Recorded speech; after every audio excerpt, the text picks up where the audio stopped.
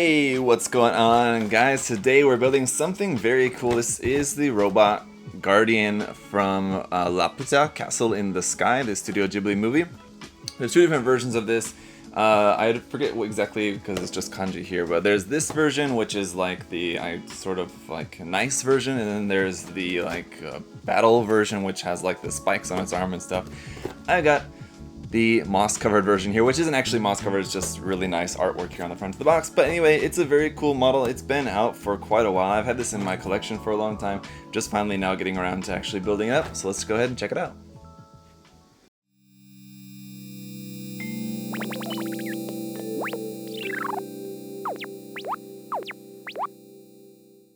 Alright, so I checked and there's a gardener version and the soldier version. This is the gardener version, that's what it is, but like I said, you got some really beautiful box art here on the front.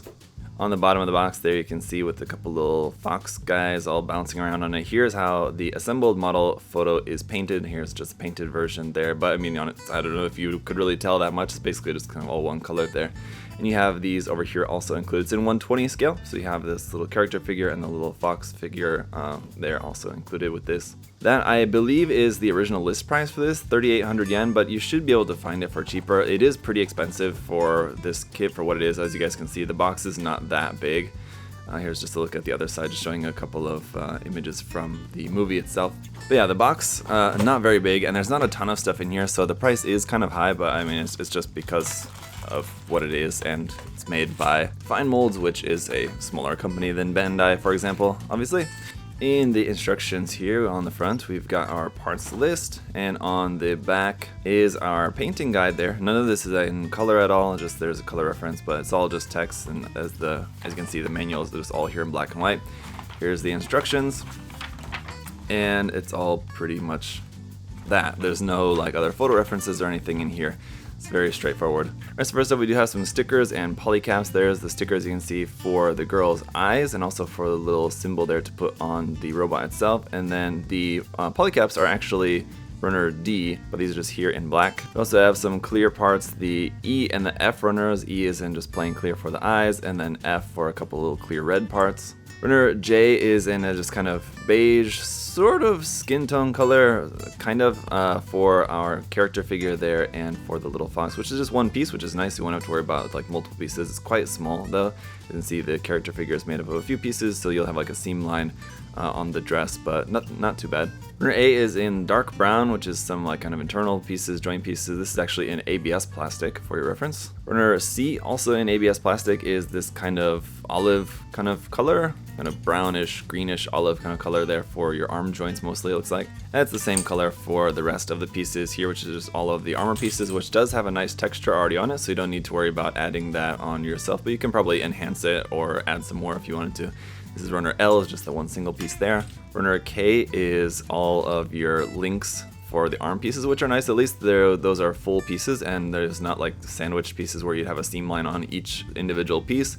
I wouldn't have been surprised if that was the case, but I'm very happy that it's not the case. And finally, runner B, which is our largest runner, looks like you are going to have like some pieces that go on like the back of the hands, and probably going to be some seam lines on the body between these big main pieces there. You can see there's some pieces over here for the head and everything, but everything looks very cool. And while there's texture on there, I do anticipate probably wanting to add some more, because like I said, where you're cutting off the nubs and having to sand the nubs, then you're going to also be sanding away the texture, so you're probably going to want to go back and then add some more in later before painting the kit, but we'll get to that. For now, let me go ahead and just get this all built up, and then we'll see how it looks. Here he is, guys, all put together, looking just so cool. If you guys are a fan of this movie, or just a fan of Ghibli movies in general, or just, weird robot designs, this one is a very fun kit. It was really interesting to put this together because the construction of it is very different, as you might expect, but it was cool. It's one that you really have to pay attention to, because you have to make sure that you're like putting the links in the arms and the legs in the correct order as you're putting them on there. And I had a couple of times where I wasn't paying attention closely enough and I had to take them off and put them back on and try to line them up, but it's not that difficult. You just had to pay attention to what you're doing. All in all, it comes together and looks really nice, so let's go ahead and take a closer look at this guy. One thing that I will say about it, and I'm wondering if it is something that I put together incorrectly, but it does have a little bit kind of trouble balancing, just because the feet, it's very top heavy. You have all this going on up here, and then the feet kind of almost They look like they're going straight down, but that's because I have them set like that. If I just hold it, you can see they're almost kind of like wanting to point in. So like he's very just balancing like on a very small space there at the bottom. So like the legs, and the problem is how the legs plug into there. So you have your leg here, which I'll show you, and you have joints between each of the links, but this last one there doesn't really want to bend too much because then you're going to be kind of pulling out the peg that's connecting the foot into there, so just be a little bit careful with that. But really cool design, really nice texture on that, and again, it's really nice that all of these sections is just a single piece, except for the top one there. That is two pieces sandwiched together, so you will see there's a little bit of a seam line there on that top piece. Now this just plugs straight up into the hip section there, and there's no articulation to this aside from just being able to like rotate it a little bit, so you can't like adjust the angle of the hips or anything to give you like a nicer stance for that. So just this kind of stance is basically all you can really do with that. But we have some more articulation up here in this section between the top and bottom half of the body. You can bend that forward and back and kind of rotate that, so you can kind of change the angle however you might want that between the top and bottom half of the body. You have a little sticker here that goes on the chest, but you don't need to use that. It's just a little clear red piece, which is very nice. And we also have a clear red piece in there for the two little dots. There's a clear red piece behind that. You can barely see it at all though, really. You only can really see the main regular clear piece. It's not clear red, but just plain clear there for like the two main eyes. And it's also kind of sunken kind of deep in there. I thought I needed to push that out more, but as far as I can tell, that's as far as that goes out. But as you can see, we have some articulation here on the head. It's basically just on a ball joint there. The shoulders do have a little bit more articulation than the hips, and that you can raise them up and down and then also rotate them forward and back, so you can move those around. And just like with the legs, you have the top section, which is two halves sandwiched together here. Then all the rest of the sections of the arm is just a single piece, so no seam lines there. You can see we have joints in every section of the arm, and then the hand is just on a ball joint there, but you can basically just rotate that. This one also is made up of two halves for like the top cover there, so you have a little bit of a seam line there on the back of the hand and some mold lines on there, a little bit of mold line on there.